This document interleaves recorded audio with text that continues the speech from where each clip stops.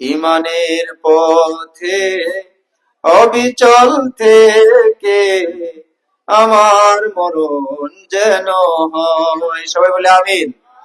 ইমানের পথে অবিচল থেকে আমার মরণ যেন হয়।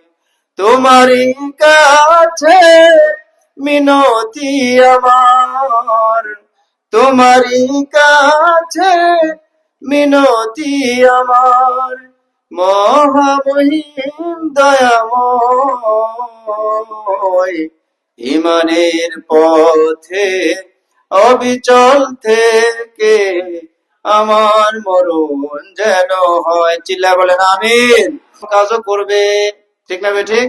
কিছু কিছু ভালো মানুষও দুনিয়াতে আসবে, কিন্তু ফেরেশতারা যে বলেছিল যে মানুষকে হত্যা করবে, আসলেই তো হত্যা করবে।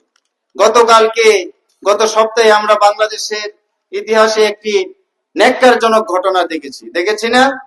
মানুষকে মানুষ এইভাবে মারতে পারে? আমাদের শরীফ উসমান হাদিকে নির্মম ভাবে কাছ থেকে গুলি করে মাথার এপাশ দিয়ে ওপাশে নিয়ে দিয়েছে।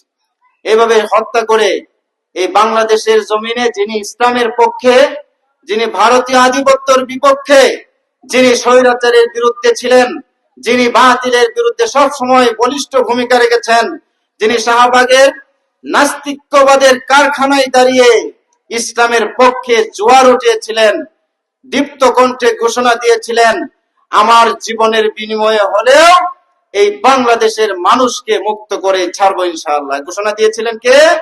এই হাদি ঘোষণা দিয়েছিলেন। তার ইচ্ছা ছিল বাংলাদেশে ন্যায় ইনসাফ প্রতিষ্ঠা হবে। এই স্বাধীনতার 54 বছরে বাংলাদেশের মানুষ শান্তি পায় নাই। যারাই ক্ষমতায় গিয়েছে তারাই কি করেছে? আঙ্গুল ফুলে কলা গাছ হয়েছে। কিন্তু এই জুলাই অভ্যুত্থানে প্রায় 2000 মানুষের শাহাদাতের বিনিময়ে বাংলাদেশ একটি ইনসাফপূর্ণ বৈষম্য মুক্ত একটি বাংলাদেশ চেয়েছিল। জনগণের আশা আকাঙ্ক্ষা ছিল। সেই আশা আকাঙ্ক্ষার যিনি নেতৃত্বে ছিলেন, সেই ইনকিলাব মঞ্চের কে? উসমান বিন হাদি।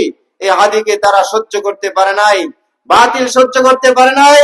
বাতিল যার কারণে তারা শুধু হাদিকে হত্যা করেনি, তারা চেয়েছে এই বাংলাদেশের জমিন থেকে ইসলাম নামক যে গাছ, সেই গাছটিকে কেটে ফেলতে। ঠিক না বেঠে?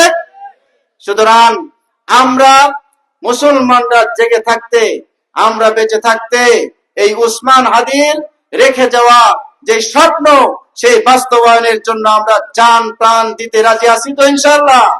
কারা কারা রাজি আছি? লিল্লাহে তাকবীর, লিল্লাহে তাকবীর। আমাদের জান চলে যাবে, আমাদের প্রাণ চলে যাবে, আমাদের পরিবারের উপর আঘাত আসবে, আমাদের গোটা জীবন ধ্বংস হয়ে গেলেও আমরা বাংলাদেশের স্বাধীনতা সার্বভৌমত্বকে ওর রক্ষা করেই ছাড়বো ইনশাআল্লাহ। সবাই রাজি আছি তো ইনশাআল্লাহ? কেন না করবেন, কেন করবেন না? তার প্রশ্নের উত্তর আল্লাহ রাব্বুল আলামিন জানিয়ে দিয়েছেন। এই দুনিয়াতে শুধু আমাকে কিসের জন্য পাঠানো হয়েছে?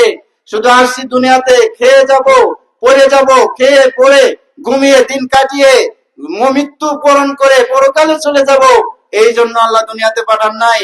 আল্লাহ পাঠিয়েছেন ওমা খালাকতুল জিন্না ওয়াল ইনসা ইল্লা লিয়াবুদুন। আল্লাহ বলেছেন আমি তোমাদেরকে জিন এবং মানুষকে সৃষ্টি করেছি একমাত্র আমার ইবাদত করার জন্য। অনেকেই মনে করতেছে যে বাড়িতে গিয়ে সুবহানাল্লাহ বলি। আমি এখানে একা একা ওয়াজ শুনছি, আর আমার বাড়িতে বিবি তো আর ওয়াজ শুনছে না, তার সামনে গিয়ে কিছু কি করি? সুবহানাল্লাহ আলহামদুলিল্লাহ গিয়ে পড়ি, ঠিক না? এরকম মনে মনে চিন্তা আসে না নাই আপনাদের? বিবেকে গিয়ে ওয়াজ শোনাবেন না এগুলা?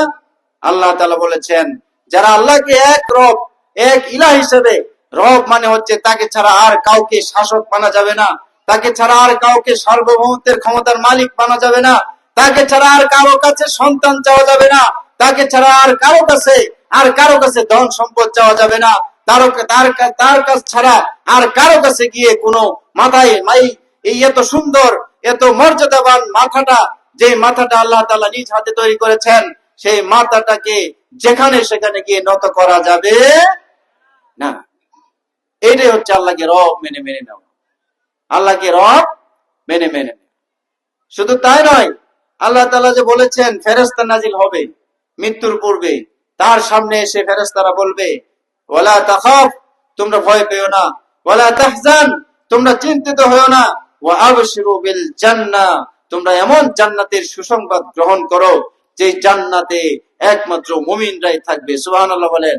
একমাত্র এমন জান্নাত যে জান্নাতের পদদেশ দিয়ে ঝর্ণা দ্বারা প্রবাহিত, ফুলের সুশোভিত বাগান, বালাখানা প্রবাহিত, সেই জান্নাতে আমরা যেতে চাই কি চাই না?